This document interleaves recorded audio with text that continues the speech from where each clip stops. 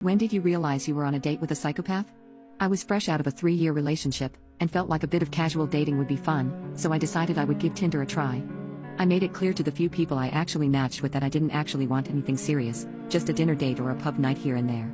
Around a week or so after creating my account, I matched with a really cute guy. I'll call him Pete. He had just moved to my city and also wasn't looking for anything serious, he just wanted to meet some people and see some local spots. The first night, we met up at a well-known tapas bar. I chose this place because I had a few friends that were waitresses and bar staff there, so I felt safe meeting a stranger here. He was on time, we had nice chats, and he was overall just a really cool guy. We talked about work, where we were staying now, and it turned out he was a software engineer that had only moved here a couple months ago. He was currently staying with some friends, and since I knew rent was quite pricey, I didn't question it. He asked where I live, and I told him I was lucky enough to have a nice single-bedroom apartment in the downtown area. He then offered to drop me off at home, but I said no, I'd prefer to Uber home by myself. He asked if this was because I was meeting someone else after him, and I laughed because I genuinely thought this was a joke. Turns out it was the first red flag of many that I walked past. The next time I saw Pete was 3 days later. He said he knew it was soon, but he actually couldn't stop thinking about me and he wanted to see me again. I figured what the hell, and met him at a different restaurant. I chose this one because I also knew the owner as I went to school with him. This place was much pricier and he got really annoyed that I was ordering expensive food. I couldn't understand why, since I insisted on paying for my own stuff both times we met. That night, same story, let me drop you off at home, please. Again, I respectfully declined. We were in the middle of this conversation when he got a call. He stepped away but I could still hear a fair amount. No, I think I'm gonna stay with you again. Yeah, I'm with her. Don't worry about it. Okay, I'll be home soon. I figured he was probably chatting to his roommate or maybe his mom, but I didn't ask. He comes back to our table. Please, I insist. Bad things happen to women that Uber home this late by themselves. I'd feel better if I dropped you off. Not having the energy to argue, I told him fine, and I put my address into his GPS. As soon as he got home, he messaged me and told me he'd be picking me up in the morning to go for a picnic. I told him I had cleaning to do, but he was insistent and I caved. Come 10 a.m. the next morning, and best believe he was right outside my door. As soon as I got into his car, he leaned over and tried to kiss me. Obviously I'm a little grossed out, but I didn't want to ruin the picnic so I just avoided it. We had our picnic and it was quite nice. He tried to kiss me a few more times, but I avoided it with everything in me. At around 4 p.m., I started feeling tired and told him I wanted to go home. The park we went to was an hour-and-a-half drive away from town, so Ubering would be impossible. He agreed that it was time to go so we got in his car and headed out. I fell asleep in the car on the drive back, and when I woke up he asked if we should finish the rest of the bubbly we got for mimosas up at my apartment. I told him I didn't want to, and he snapped. He raised his voice, and said something along the lines of "What are you hiding from me? Just be honest. Why are you so desperate to keep me out of your apartment?" I was so confused that I actually couldn't speak. He dropped me off, but I could see his car across from my apartment for about half an hour before he actually left. 5 minutes after he left, he texted me saying he got home safe, and that he thought he was falling for me. Okay. What the hell? I was a little freaked out since I made it very clear I didn't want anything serious.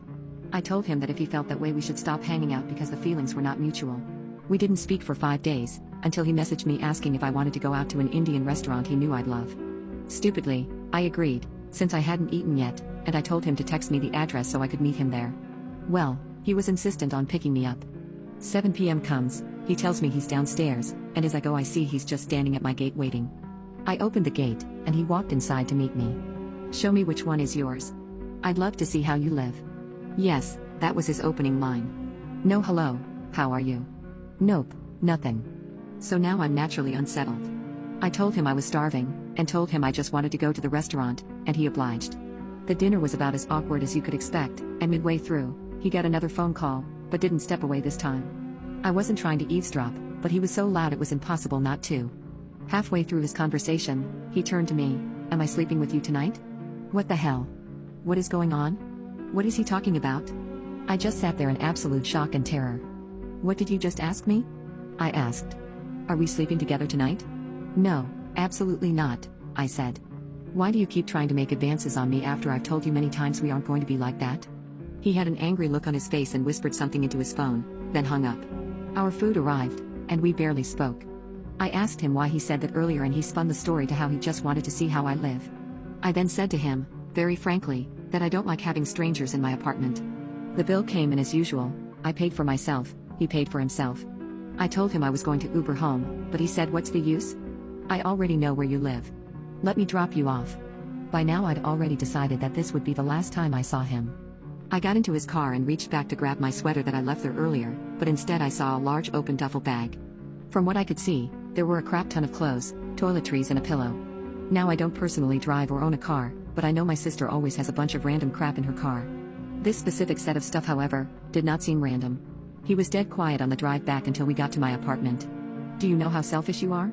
I've had no issue driving you around, but you don't want me to sleep with you." At this point I knew I was dealing with someone mentally deranged.